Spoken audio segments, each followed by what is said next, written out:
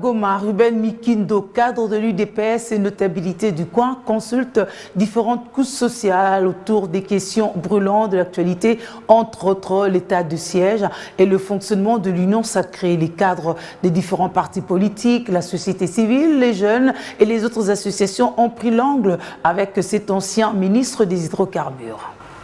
3 journées de travail marathon, 3 sujets importants sur la table des échanges, lecture de l'état de siège, l'analyse sur l'adhésion de la RDC à l'Est African Community et le fonctionnement de l'Union sacrée en province. Ces 3 questions ont fait l'objet de ces consultations. Le premier à être reçu, ce sont les représentants des partis politiques, membres de l'Union sacrée au Nord Kivu. Après les politiques, le deuxième jour a été consacré aux différentes communautés. Toutes les sensibilités ont été reçues par leur leader Ruben Mikindo. Nous voulons la paix, rien que la paix. Nous avons constaté que si une fois les autorités de l'état de siège, les autorités militaires sont déchargées de quelques tâches administratives, ils seront peut-être efficaces sur le terrain pour les opérations. Nous ne produisons pas et les autres produisent, ce sont eux qui nous amènent maintenant leurs produits et nous n'avons pas de produits à amener dans d'autres pays. Et c'est là, c'est le service maintenant de l'État. Dans un tout autre cadre, Rubens Mikindo Moïma va recevoir tour à tour les chefs coutumiers, le bureau de l'Assemblée provinciale, les confessions religieuses, pour clôturer avec la société civile. Nous sommes en train vraiment de demander à nos notables, à nos politiciens, à nos députés, de plaider correctement pour nous, parce que nous, comme population du Nord Kivu, actuellement, nous sommes en train de craindre en disant que est-ce qu'on veut nous maintenir dans l'état de siège pour nous inscrire aux élections de 2023. Et je crois qu'aujourd'hui, ou avant même l'état de siège, il y avait des zones opérationnelles.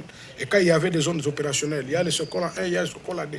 Là, c'était dire que nous étions dans un état d'urgence sécuritaire.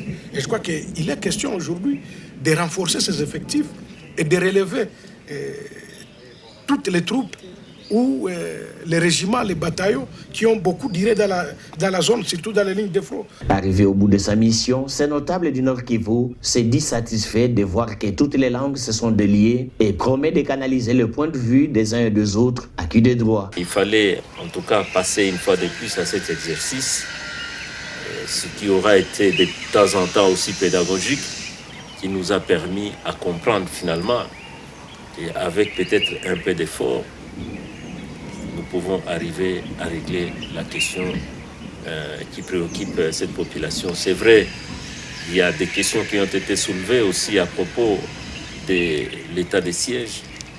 L'état de siège, il y a des aspects positifs et négatifs qui ont été soulevés. C'est pourquoi je disais tout ça, pour ma part, ça va me permettre de constituer cette banque de données, mais ça sera seulement avec la volonté des uns des autres et qui va nous amener à régler cette question.